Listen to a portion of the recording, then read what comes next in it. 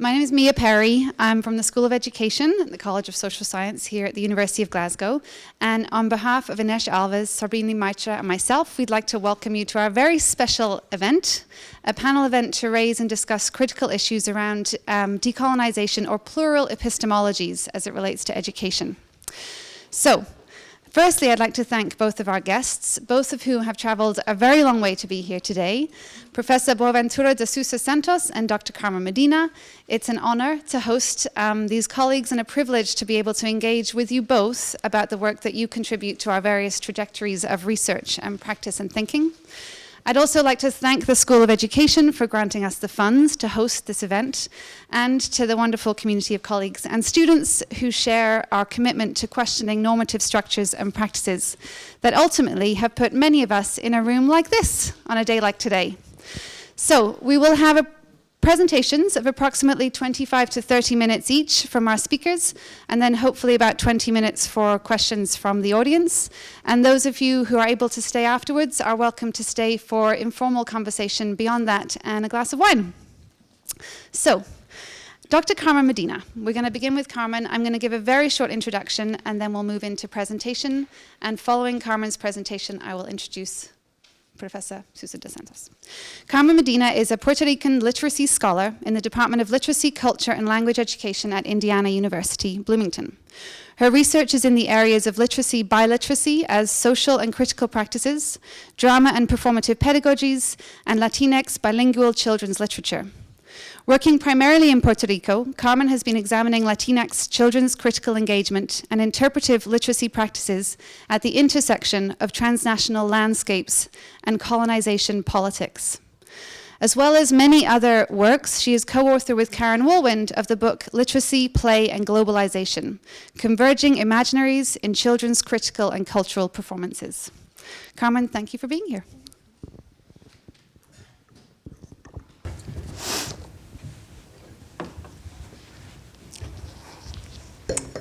Okay, I like this podium. It's actually short for myself. All right, I'm going to time myself. All right, so the title of my presentation and the context in which I'm going to be sharing experiences today is based on a project that is entitled Proyecto Literacidades Críticas en Puerto Rico, Improvisation as Decolonial Practices in Research and Learning. I would like to first share my deepest thanks to these event organizers, Ines Alves and Srabani Maitra. It is an honor to share this space with you and to think along this critical community of scholars. I am particularly grateful for the vision of Mia Perry, professor at University of Glasgow, who for the last 12 years or more has been a co-mentor, collaborator, and with whom I have had the privilege to engage, challenge, and wrestle with ideas and practices around literacy education, social justice, and creative embodiment. It has truly been an honor, and it's been a great journey, and the work I present here is inspired by many of the ideas that we shared in our collaborative work. I would like to also acknowledge Maria del Rocio Costa, professor at the University of Puerto Rico, who is co-researcher in the projects I share on this presentation. Together, Rocio and I have been able to use our past experiences as teachers and researchers in classrooms in Puerto Rico, but also our theater activist work to work in the present moment with local teachers, creating ruptures and exploring other ways of doing literacy in a colonial space like Puerto Rico, that have the potential to generate and add to the dynamic repertoires of what de Sousa Santos describes as plural forms of emancipation that are localized in Global South knowledges. Resistance and agency in the work we do in classrooms in Puerto Rico specifically emerges from the careful dance negotiating the deliberate and material political consequences of social issues while simultaneously generating knowledge in the creative, in actions that are open to play with risks, accepting the unexpected, not only to know as cognition, but to feel, hear, and acknowledge what emerges as new. It is within this entanglement of actions and mediation that I attempt to share with you today perspective on improvisation as emerging imaginative practices in classrooms as potential and exploratory perspective of the colonial literacy pedagogies. This work is by far finalized, and I believe it will never be, McNaught calls it the impossibility of thinking post-colonial work in some kind of final or static pace. Nevertheless, as I will remind us toward the end of this talk, the transformation that we construct in classrooms or other learning spaces through creative micro-improvisational ruptures could facilitate opportunities for listening deeply and carefully, for relating differently to space, people, the environment, politics, for feeling differently, and for fostering collective doings in new ways. This is the space where I find hope and that allows me to work with children who live their life under colonial regime and highly controlled educational conditions. Today, I will frame this talk around the question of how do improvisational experiences have the potential to foreground hidden knowledges and generate new social imaginaries to critical engagement in literacy work. I engaged with this question by exploring and reclaiming memories from my life, from my education, from my experience as an artist activist, and my teaching and research work in Puerto Rico, the place where I was born, raised, but also where I received my education in local public institutions, from primary grades to a bachelor degree at the University of Puerto Rico. I share these stories as ways of remembering, formas de reconocer, or reconocimiento, inspired by the scholarship of African-American feminist scholar Cynthia Dillard and her work grounded on her darkened feminist epistemologies. In what I consider a highly influential and important book in my understanding of decolonialities entitled Learning to Remember the Things We Have Learned to Forget, in Darkened Feminism, Spirituality, and the Sacred Nature of Research and Teaching, Dr. Dillard helped us consider the ways in which remembering, that I translate to Spanish as reconocer, works, and I quote, as a radical response to our individual and collective fragmentation at the cultural, spiritual, and material levels, a response to the false divisions created between mind, body, and spirit. She argues that bringing our embodied cultural memories in research and teaching allows to make sense of our colonial and racialized histories, where we have been seduced and complicit in the creation of what she described powerful sites of amnesia or universal theories of and cultural production that have created very strong frames in the individual and collective cultural memories of systems of education, of society, and nations. Remembering, reconocer, serves as an experience in research, teaching, and living, where we are able to name our place in the world, to critically engage with histories of fragmentation and domestication, allowing us to honor and build knowledge from our everyday experiences. Nevertheless, Dillard also helped us understand that the significance of this act of remembering, reconocernos, is in how it serves educators in particular to imagine and construct new possibilities, new and other forms of participation in the world, new knowledge and new ways of being. For those of us whose work is centered in literacy education, this work on remembering, reconocer, is not about research or pedagogies that reclaim some kind of mystical or mythical static reality coming from the past that gets brought to the present. Instead, we fill the gaps in our cultural memory as dynamic, imaginative actions, making sense of what was done in the past, how it still permeates in the present, and how in our engagement with these cultural memories, new vision of with our communities in classroom or other sites for learning are constructed. This work on learning to remember, aprendiendo a reconocer, is closely tied to my understanding of las epistemologías del sur. Some of this connection will become visible as I move forward in articulating my understanding of the potential of improvisation as decolonial literacy pedagogy and the stories I will share. But there are three important notions or move, as de Sousa Santos calls it, from the global south that I would like to put forward as circulating theory practices in my work. There is a lot more to be theorized and to be articulated, but these are the three aspects that are really significant to me. Number one, our researcher and teacher positionalities. For me, it is significant to constantly check my positionalities and roles, to resist what de Sousa Santos described as becoming an avant-garde intellectual, versus what he advocates for engaging with communities from the rear-guard intellectual positionality. Engaging from the rear-guard means engagement in conversations and deep listening to the voices of communities. In our role as teacher intellectuals, so when Boaventura speaks of intellectual, for me, when I speak of teachers, I am including them as the community of intellectuals that we are making reference to. Engaging from the location of the rear guard means engagement in conversation with deep listening and understanding that in our role as teachers intellectuals, we do not give voice to communities, we listen to the voices of communities. We do not construct knowledges we construct knowledges with and from communities. We do not conform to traditional learning spaces as we know them, we transform them physically, intellectually, and affectively. The second move from Las Epistemologías del Sur is the idea of intellectual occupation. In the colonial world, it is important to understand that the colonial actions do not happen as territorial occupation, but also as occupations of knowledge that attempt to erase local ways of knowing. This is where the notion of epistemology becomes important, no? And one that is significant in our work as teacher intellectual and in my work with very young children in primary classrooms. Furthermore, a significant aspect, and one that is really important to my work, is the radical act of making playful bodies visible in classrooms, not just representing knowledge, but also constructing knowledge from affective and relational places.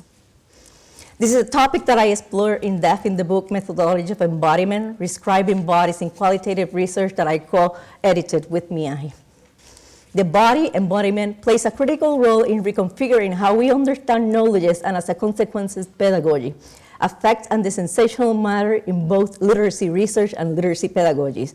Therefore, I perceive classrooms in my research and teaching as territories to challenge intellectual colonial occupations that just think of the mind instead of foregrounding hidden and new embodied knowledges as teacher, research, and activist work.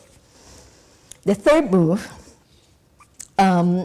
from Las Epistemologías del Sur that is relevant to my work is that all knowledges are incomplete. And working, if you can imagine, in working with primary teachers and in primary classrooms, this idea doesn't necessarily flow very well. Knowing is also not knowing, de Sousa Santos suggests. Then understanding the role of the social imagination as generative site for the emergence and the unexpected is key in the kind of disposition we foster for the creation of agentic pedagogical and research approaches, particularly in my work with young children. There is no final answer. There is no test in literacy. There is no fixed comprehension questions. We make meaning together and we construct meaning together. Oh, sorry. Again. Also at the center of Theory from the Global South is the idea how through the domination of Western ways of knowing, we create absences of knowledges, people, and places. Whatever does not exist within the scope of a Western global north is assumed as some kind of universal absent or deficient form of participation in the modern world. This kind of absences have had devastating consequences, for instance, in the case of Puerto Rico, where I was born and raised, a colonial territory of the United States. If we consider, for example, how previous to the recent natural political disaster of Hurricane Maria, that I'm sure you all heard through media, that had distressing effects on the people in the island, deeply rooted on a lack of caring for an immediate response, the abandonment of those in need. We're talking about approximately 3,000 people dead in the island as a result of the lack of intervention from agencies. And the interconnected network of corruption between local and US federal government agencies and private corporations that use natural disasters as profiting opportunity, Puerto Rico has mainly constituted a colonial absent for the US mainland and for the world. At a personal experience, but also in how global media constructed the events around the aftermath of Hurricane Maria, an important observation was to witness the lack of knowledge and information people in the mainland United States had about the political relationship between Puerto Rico and the United States. This colonial relationship is complex and positions Puerto Rico mostly in the abysmal space of invisibility. There's much more to be said about this history of oppressive colonial occupation, but just as a general fact to contextualize my work in literacy education, Puerto Rico has been a colonial territory of the United States for over 100 years, since 1898. The occupation of knowledge are made materially visible through the local education system, public schools that are required by the federal U.S. government to be aligned with U.S. mandates such as No Child Left Behind, Common Core, and strong accountability measures such as high-stakes standardized testing. Furthermore, very often textbook adoptions have been modeled after series and approaches that come from the US, and when local curricula is adopted, these are highly scrutinized for assurance of intellectual neutrality. Access to local children's literatures and local children's stories in classrooms has not been a priority for any literacy initiative. Finally, and more importantly, the levels of poverty in Puerto Rico continue to increase and how those impact children in the aftermath of the Hurricane Maria. According to the latest study of the Puerto Rican Institute of Statistics, 85% of the students enrolled in public schools live on the poverty level, and there is little attention and support structure from government agencies to approach these challenges. So one could ask, why is it that if Puerto Rico has received billions of dollars in US federal funding for education, children are still living in such precarious ways? So what I would like to do now is to share with you 3 stories. So as I have become a more engaged teacher and researcher in decoloniality, I have departed from language such as data, and that's how my colleagues in education speak of the word. So I speak of stories and storying, and I'm trying to find a new way to represent the work that I do with my community. My first story is a story about myself, a young, uncomfortable teatrera feeling and making sense of her place in the world, and my experiences as a student in the University of Puerto Rico. This story takes place around 1988 when I was an undergraduate student at the University of Puerto Rico doing popular activist theater. This is how the performative event goes. Parranda! We scream as we open the door of a classroom to interrupt an undergraduate college course on humanities at the University of Puerto Rico. We entered the classroom singing a festive salsa song by Ismael Rivera. Chuma la catera, maquino bandera, chuma la catera. We sang in the classroom.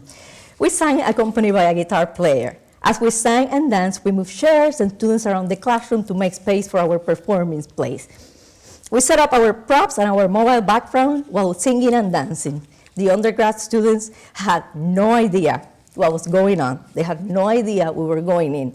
They looked surprised, nervous, and honestly a little bit embarrassed for us by our performance and by the sudden invasion to their classroom.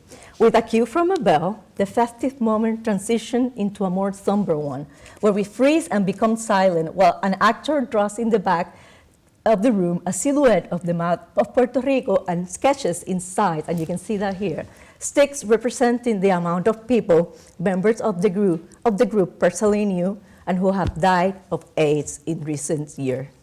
At this time, whispering and saying this, we start whispering and repeating this following phrases. Esto es una provocación. No. Esto es una reflexión. Si da, no da.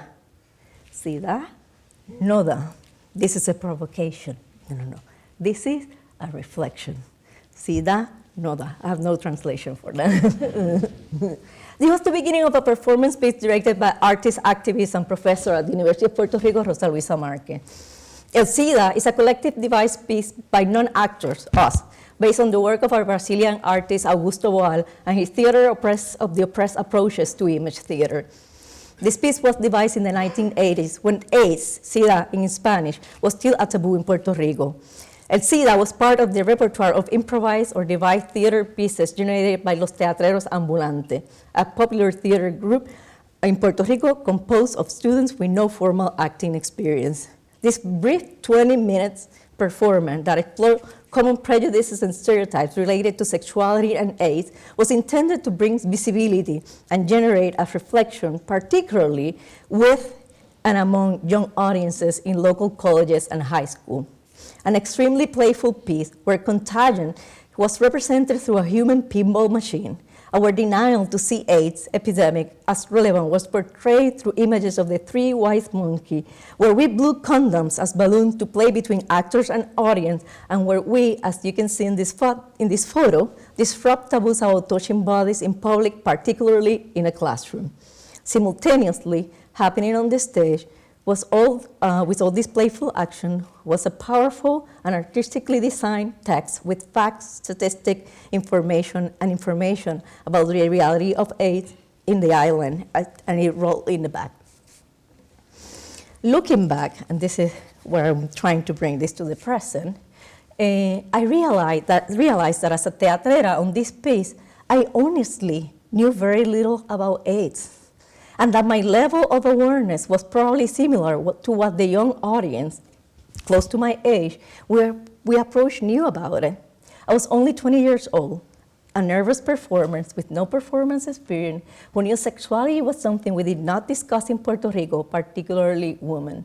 Engaging in the playfulness of this piece meant to me that I was doing relational AIDS awareness with others and with myself, with the students in the classroom, my co-performers, the people implied in the piece as victims of AIDS, and even those implied as the ones who perpetuate the stereotypes. It was a transgressive space for me where my both voice and experiences matter independently of how much official academic or scientific knowledge I had.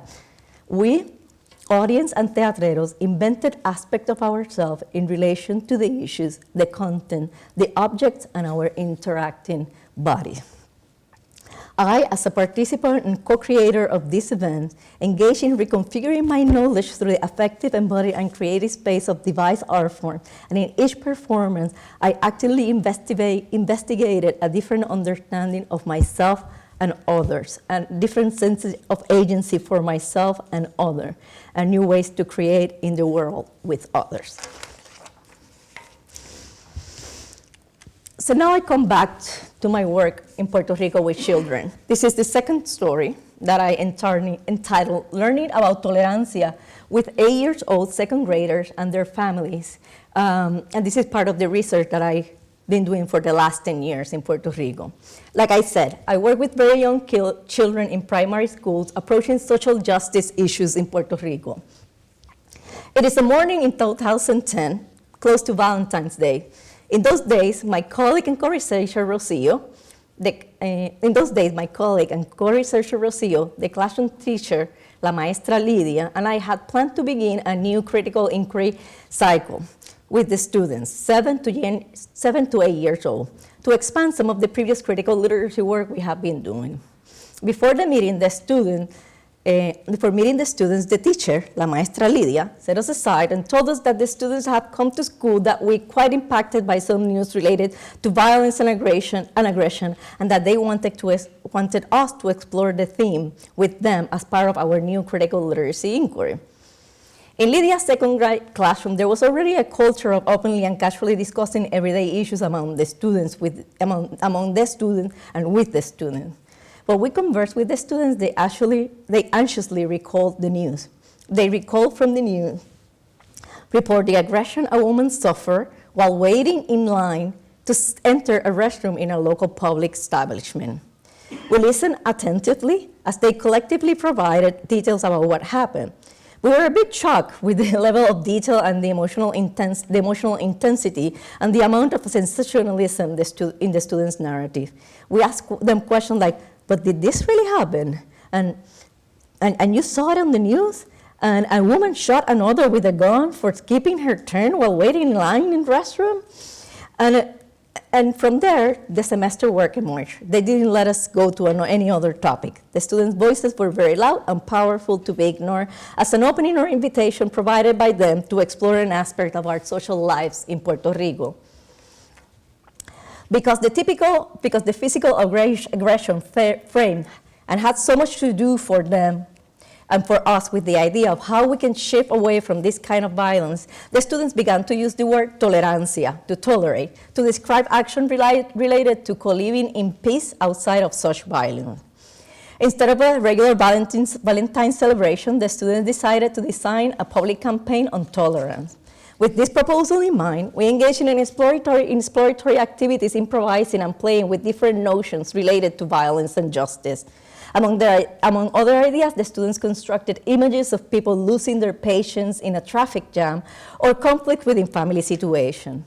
Even though there were aspects of the process that felt very productive as teachers and facilitators, we were a bit frustrated with our inability to engage students in more complex responses beyond tolerance as a way to get along with another person.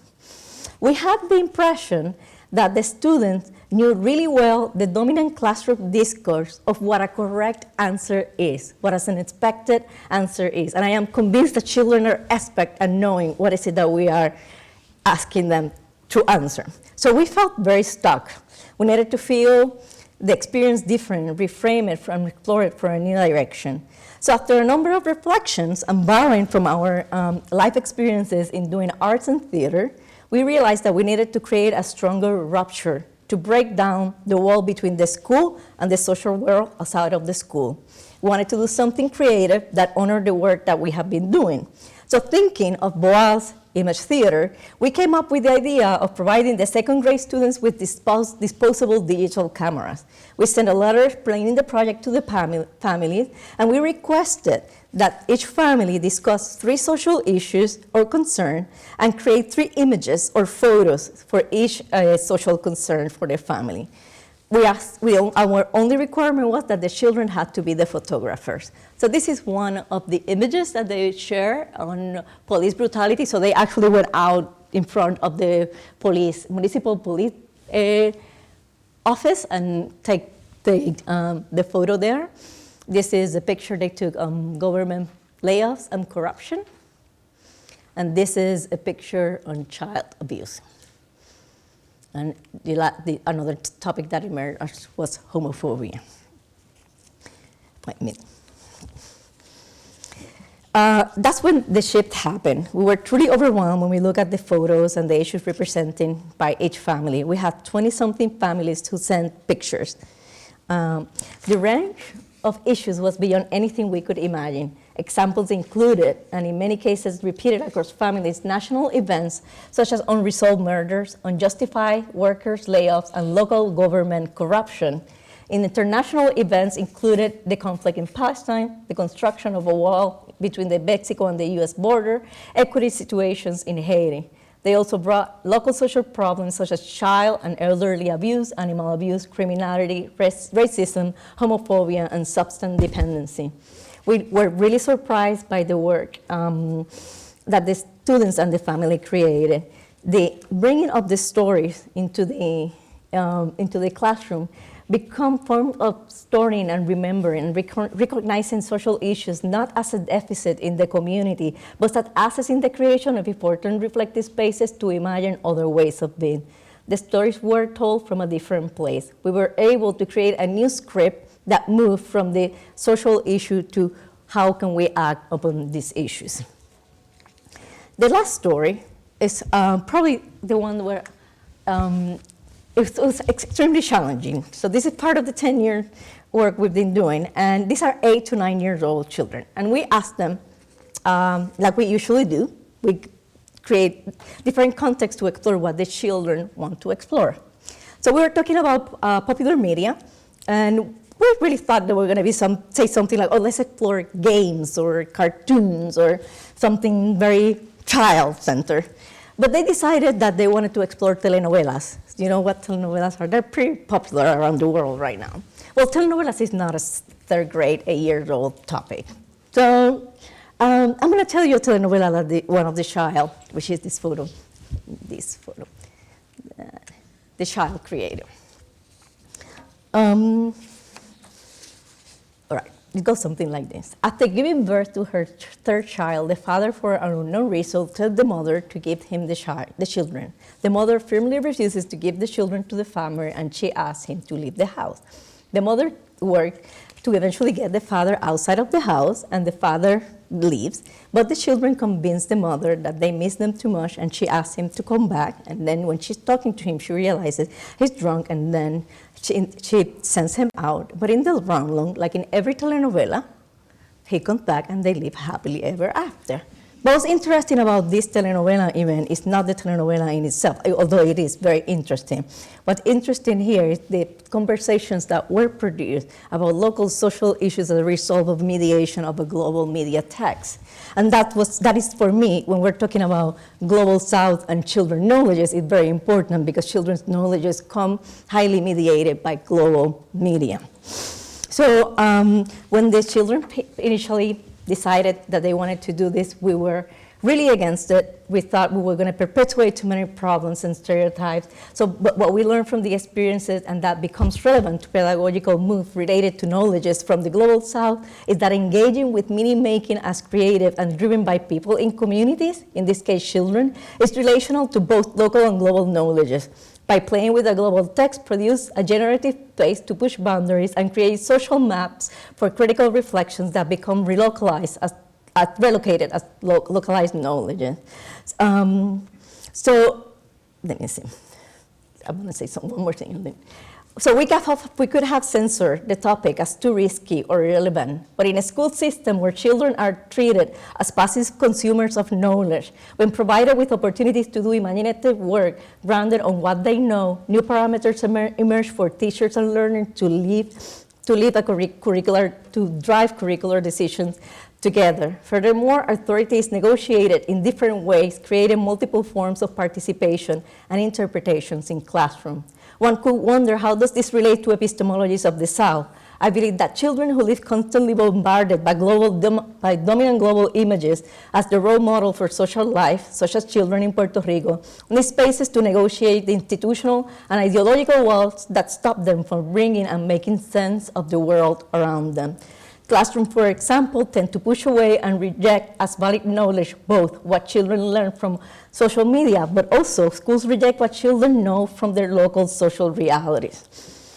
So a couple of thoughts to bring these stories together, including my story. I come to literacy work from a very non-literacy trained space. So I teach reading and writing methods at Indiana University, but I was never trained as a teacher of reading. What I brought was my experiences doing activist arts work. So that's the word that I know. So for me, objects, orality, text, changing spaces, and place have always been at the core of the work that I do. I have learned that putting something together that might seem incongruent, something that has traditionally been normalized, or even accepting the possibility of a mistake or error, create new potential location for blurring realities as we know them, to imagine and create in the improvisational space of uncertainty, confusion, and blurriness. Furthermore, it also means that learning to rely on multiplicity, contradiction, and the unknown as assets in the construction of different ways of doing and acting and imagining is very important. I argue that as we look at stories at the intersection of children and youth everyday lives as creative, complex, and valid knowledges in classroom, improvisation as a decolonial practice in literacy education, in my case, is situated as emerging knowledges from the hidden global South in Puerto Rico. This arises as an ontology of literacy that disrupt naturalized and colonial views that dominate how we do and think with literacy. Thank you.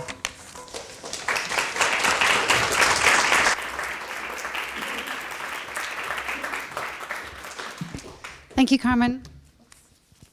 Okay, I think we'll reserve questions for the end if that's okay.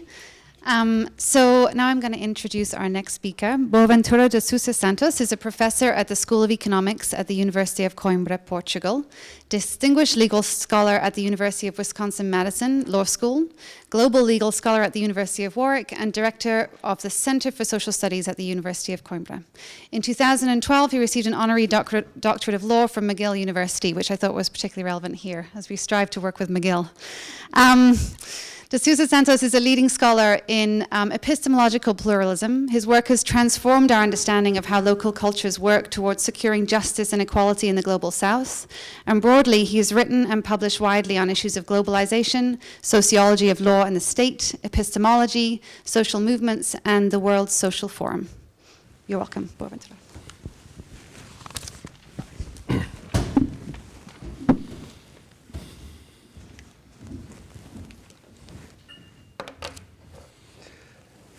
Good afternoon, everyone. Thank you very much for inviting me. It's a great pleasure to be here and to be with Carmen here to share this podium. Well, I think my topic is a bit different from the one that Carmen just developed, but in fact deals also with the decolonization of education. I've been very much concerned with decolonizing the university and working in some countries on this topic. But of course, the two topics are convergent in many ways. And I'd like to start by beginning with our language, the semantics that we use. Suppose that we are meeting today in Singapore. Where are we located in the universe, in the globe? Where are we? In Singapore.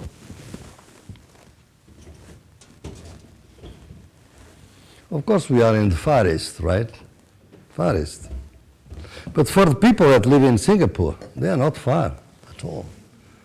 They are very near East. So the way we represent the world is really Eurocentric way of representing it. They are not far. If you read history, let's take another example. All of us have been studying the wars that took place between the 11th and 13th century, and we call these wars Crusades, haven't we? What were they? Religious wars between Islam and Christianity? Well, actually, on the other side, they were not just Islamic people, they were Christians also. There were Jews, for instance. Were they religious considered at the time? No, they are not considered religious at the time. It is only later on they are going to be considered as religious, not just by the Europeans, by the Arabs themselves. If you use now the Arabic word for crusade, it has the name of the cross. The root is cross. That is to say, they adopted the Western conception of these wars, even though they were foreign. This term was foreign to what they were doing. Well, we could go on and on with many other examples, like, for instance, our university degrees. What is a degree? Where does the word come from? License, bachelorate. Where do these words come from? From Islam.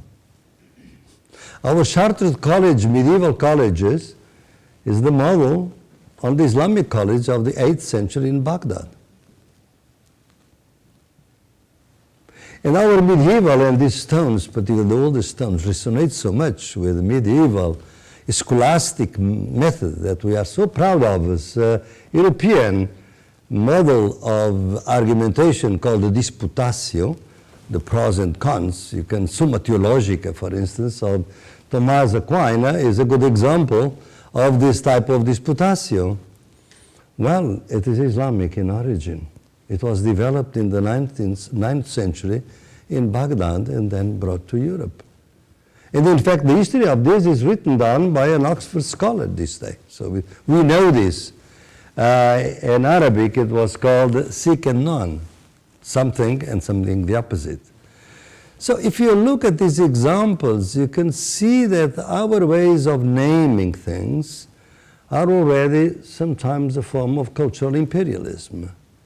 And therefore, in order to decolonize the knowledge that we have, We have also to decolonize our language, particularly because there are many things in the world that you cannot even express in colonial languages. I've been working for indigenous peoples for a long time, and their ways of referring to a better life, to an unharmonious life, is summa causae, which in Quechua is called, well, we could translate it, summa causae in Quechua could be translated poorly in Spanish, buen vivir, or in English, good living.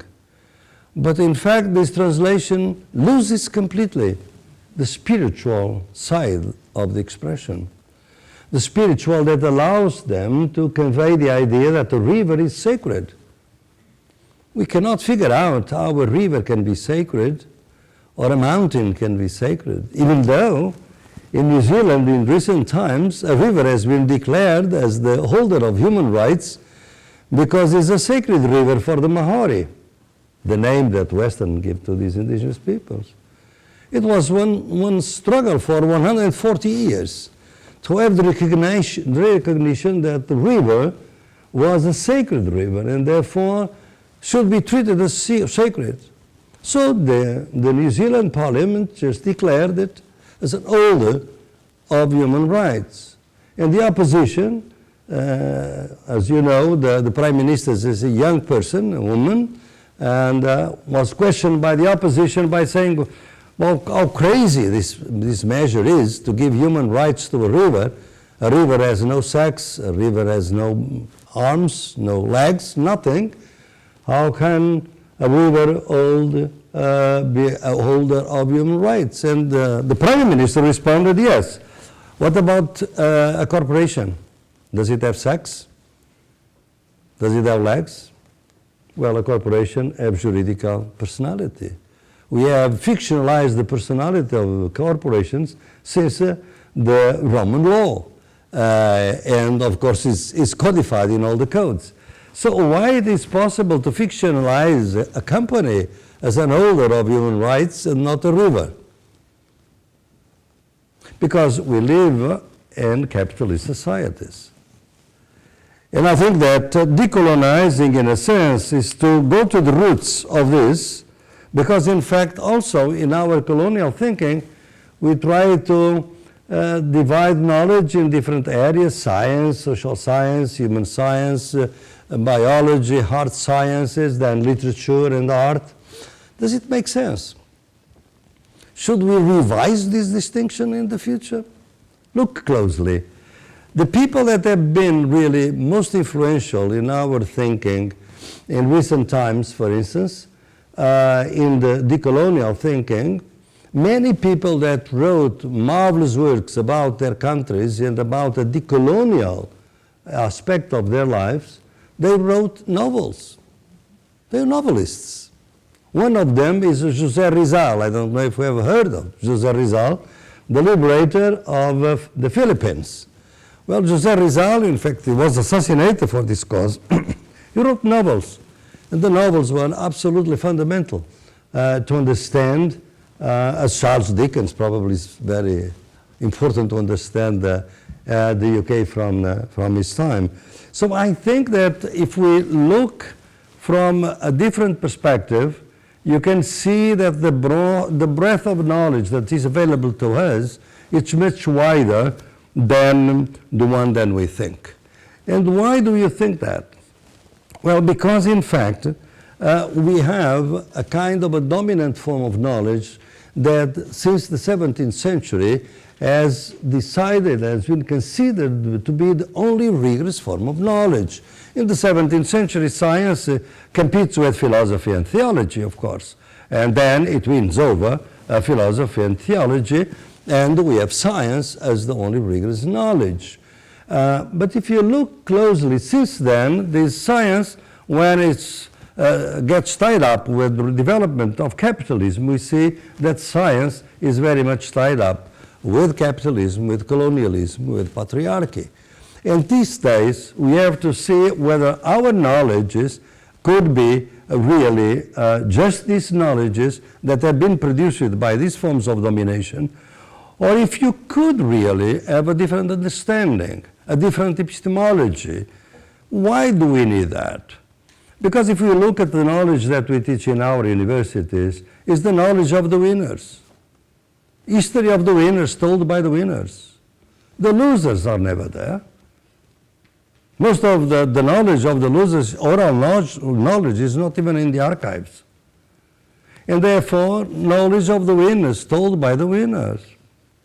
But if the world was really, an harmonious world, that would be probably nothing wrong with it. But we live in a world in which the 8 richest people, individuals, male, white males, they have as much wealth as the poor half of the humankind, 3.5 billion people. So how come that we have so much knowledge about our society and things go so wrong? Probably I have come to the conclusion that there is something wrong with our knowledge, because if we look closely at the beginning of the 20th century, we have 2 models of social transformation, revolution and social reformism. There was no much social knowledge at the time. That's why we developed the social sciences. And social science development today, we have an infinity of social scientific knowledge at our disposal. Nevertheless, the world has not improved much in terms of social justice, in terms of ecological balance. So we know so much, and our society has not improved according to the promises of our knowledge. Therefore, I think that probably the reason lies in the fact that we have been paying only the attention to the knowledge of the winners. We have not engaged with the knowledge of the losers. And if we engage with the knowledge of the losers, probably we are going to have a different picture of the world. And I think that in order to do that, you have really to try first to do a radical diagnosis of our world. And the radical diagnosis is the following. For me, it's really quite hard that we started the 20th century with 2 models of social progressive transformation, and we started the 21st century with none.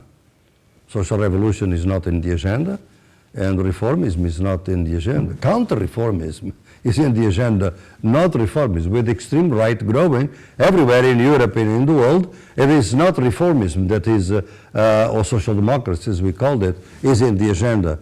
So I think that this global social injustice that exists in the world can only be solved, in a sense, by global cognitive justice. We need to produce knowledge that accounts for the cognitive justice of the world. And in order to do so, we have to bring in the knowledge of the losers. The knowledge born in struggle. Struggle against capitalism, against colonialism, and against heteropatriarchy. These are the 3 modes of domination in our time. And I think it was a trap of critical thinking to think that colonialism was over with independence of the countries. Colonialism is not over. Colonialism exists today in our societies in the form of racism, xenophobia, Islamophobia, all forms of ontological degradation. So I think that the epistemology of the South that I've been proposing is based on the experience of the struggles of people that have been resisting. They are not victims. They are resisting against capitalism, colonialism, and patriarchy. What is the drama of our society? Is that domination is articulated, works in tandem, in articulation, while resistance is fragmented. We have lots of movements that have been anti-capitalist, but they have been racist and they have been sexists. We have movements that have been anti-racist movements, but they have been capitalists and sexists very often. And we have feminist movements that have been feminist, but sometimes racist movements, and of course pro-capitalist movements. Domination is articulated, resistance is fragmented. And while it is fragmented, I don't think that we'll be able to solve the problem, and our universities and the way you teach at our universities is really something that we should bring in. But in order to bring the knowledge born in struggles, where is this knowledge? I'm not saying that the modern science, I'm a social scientist, modern science is absolutely precious for us. It's very important. But we should not recognize it as the only rigorous form of knowledge. There are other ways of knowing. And why it is so difficult to recognize other ways of knowing as legitimate. If I want to go to the moon, I need the science. If I want to know the biodiversity of Amazonia, I need indigenous knowledge, because they are the ones that know the plants, the properties of the plants. So for different purposes, I need different knowledges. And what we have to ask is why it is more important to go to the moon or to know the biodiversity of Amazonia. It's a political issue, it's not an epistemic issue. So I think that if you analyze this idea that there is an ecology of knowledge, as I call it, you can see that the problem with the dominant knowledge is that it has drawn an abyssal line between the zone of being and zone of non-being, as Frantz Fanon would say.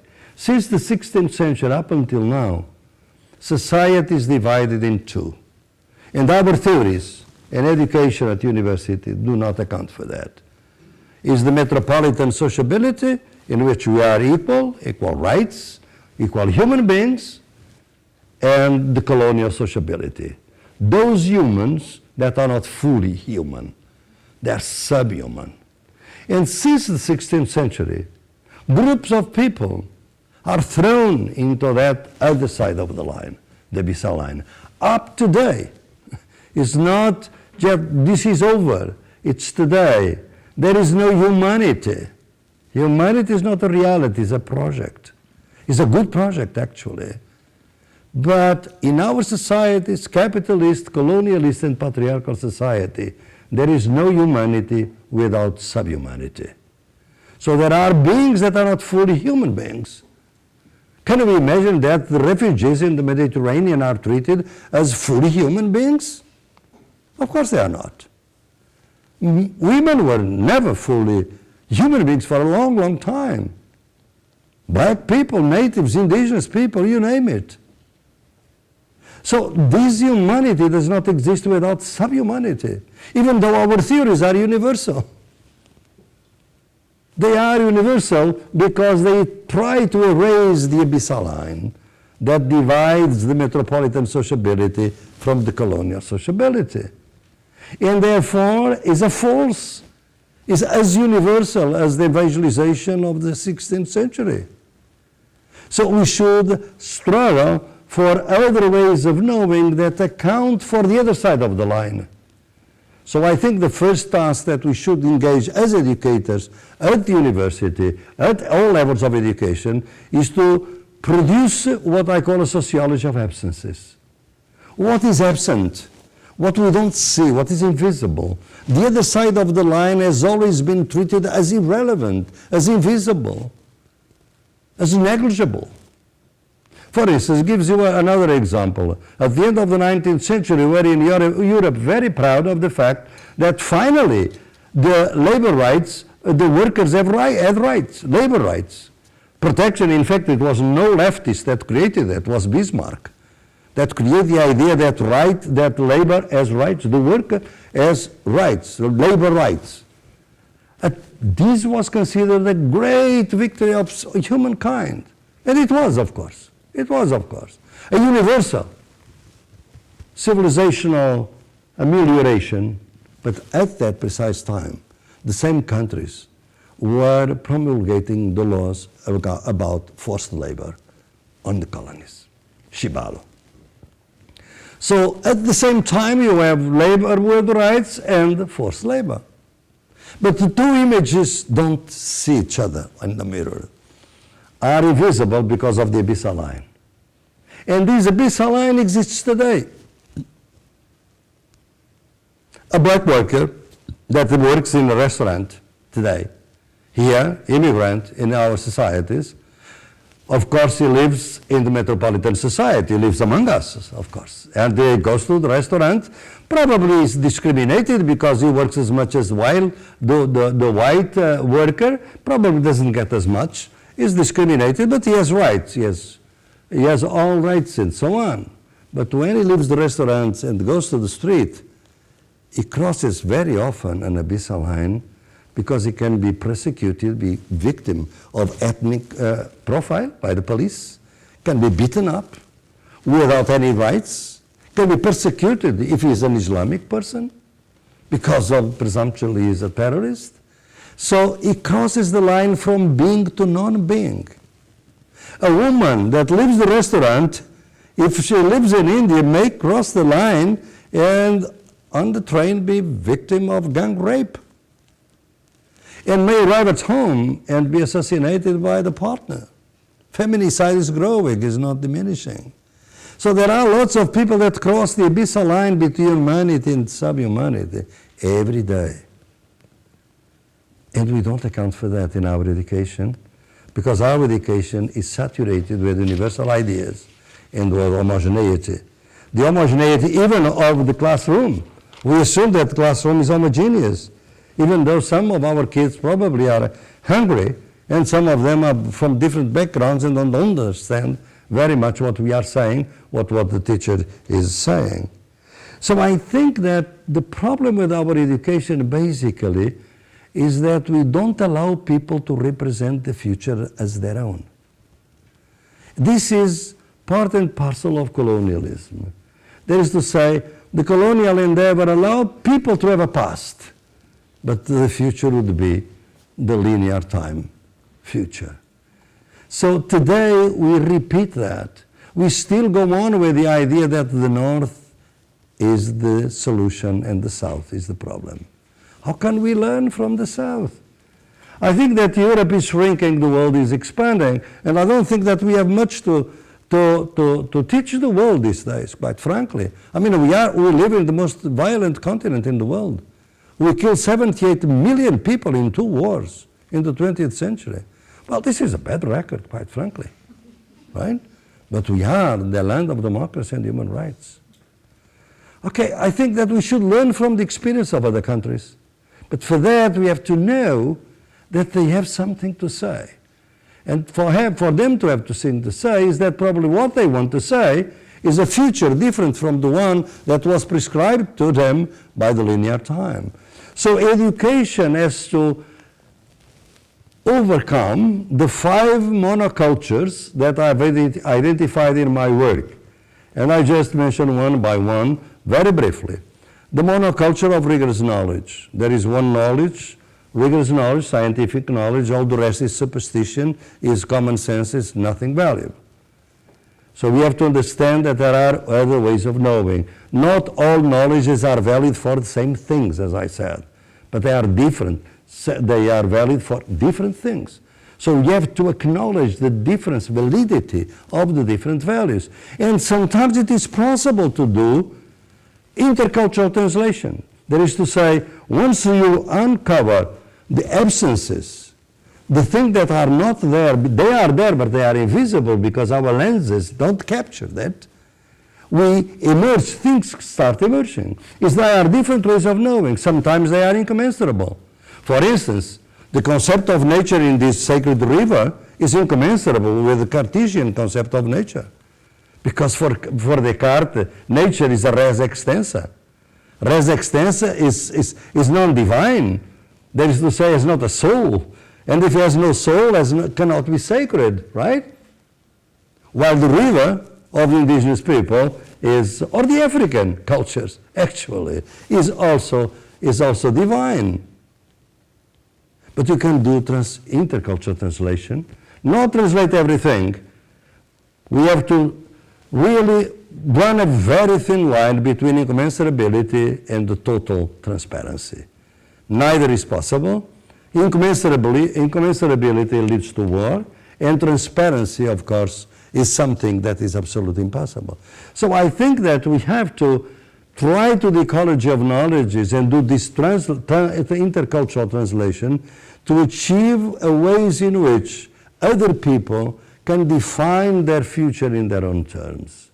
And if you would do that, then probably modern scientific knowledge would be not the only knowledge, but many other knowledges would be also available. For instance, I have learned a lot from the leaders of the liberation movement against Portuguese colonialism. Amilcar Cabral, for instance. If you read his work, I mean, it's fabulous work that should be taught in our schools, in Europe, not just in those countries. The second monoculture is the monoculture of the natural differences. Man, woman, black, white, black, etc. All the differences that we consider to be naturalized. Well, I think that there are many ways of considering these differences, as we know, and there are third values. African philosophy, for instance, is non-dichotomic, allows for third values. We don't allow for third values because we are absolutely colonized by the Aristotelian logic. And the Aristotelian logic, either or. And therefore, third values, only the artists, I'm going to deal with that in my lecture after this one on art and third values. But it's very important. The third one is the linear time. Why do we believe in linear time? That is to say, the reversibility. That's why we have museums, because the time is irreversible, and then the museums are there. But nothing is reversible. Many people are shocked now in Europe that the extreme right is becoming so reactionary, because it's not going back to French Revolution, it's before French Revolution. Because it's not just, freedom. The conservatives, as you know, they believe in freedom, they believe in fraternity and equality. They privilege freedom, of course.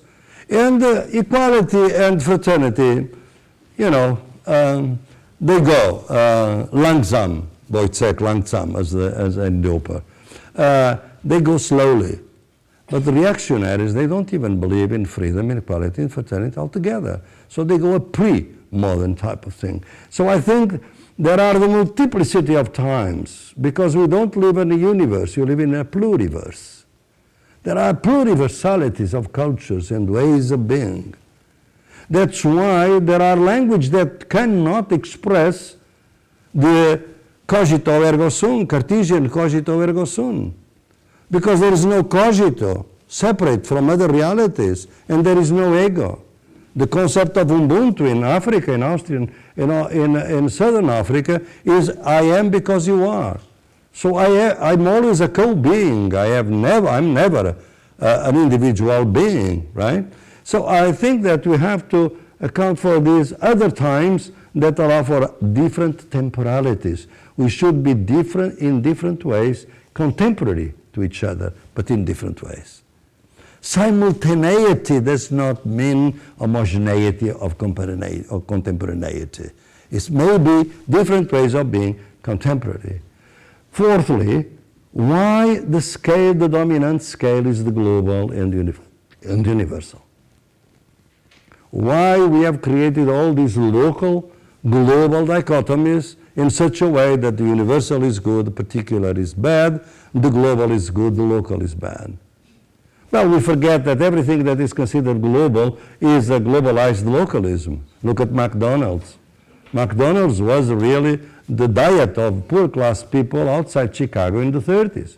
When there was not enough to make a beef, a real beef, they tried to invent something that would produce more meat, out of the same meat produce more cakes, and therefore we have the hamburger, right? It's very local. Now it's global. Everything that is global started as local. Why some things are globalized and others are localized? It's the same thing of the diversity, the imperialism of knowledge in many ways. And finally, the conceptions of productivity. Why the productivity of land and of ourselves is a capitalist productivity. Now we are in a moment, of course, that for land, for instance, we have this intensive agribusiness model that doesn't allow the land to rest. The peasants know how that the land should rest, but we don't allow them, as we don't allow ourselves to rest as well. So we transform time into the lack of time. That's the history of the 20th century. So I think that it's time, probably because you are at a point in which we don't have alternatives. But I usually say we do have alternatives. but they are not visible from our ways of knowing. So we need an alternative thinking of alternatives, so that we can value Ubuntu, we can value Summa Causae, we can value Swaraj, we can value Svardhaya, we can the Buddhist concept of development. There are many alternatives in the world, but they are not made credible by the dominant ways of knowing. If you do so, I think that you are able, in fact, to expand the canon of knowledge in our universities, because our universities are at a moment in which they cannot rely on the elites, because the elites now only favor the so-called global universities. They don't favor the others. That's why we have a general crisis of public universities throughout the world, because the global elites don't trust the universities in their own countries, are sending their kids to the global elites, sometimes from the high school on for the university. So I think that the university has to find new allies, the public university, and the new allies are not the elites, are the popular classes. And that's why I think that we should try in our universities, through the departments of extension, to develop articulations between the university and popular education. We need a new generation of popular education, which is beyond Paulo Freire, but because it is articulated with the university. I myself have developed a workshop that you can go to the Google and see, Universidade Popular dos Movimentos Sociais.org, the Popular University of Social Movement.org, is a series of workshops that you organize in which for 2 days in residence, we have 40 people, 1/3 are academics, 2/3 are leaders of social movements, different social organizations or social movements, to discuss topics that are consensual, that they want to develop on their own. For instance, in Harare, a 2-day workshop on land. In Brazil, recent one on what is fascism. So there are the people that call for certain topics. Academic knowledge is possible, is precious actually, but has to be articulated with popular knowledge. So we need to popularize our education, and our education should be taking place one foot in the institutions, another foot outside the institutions. Thank you.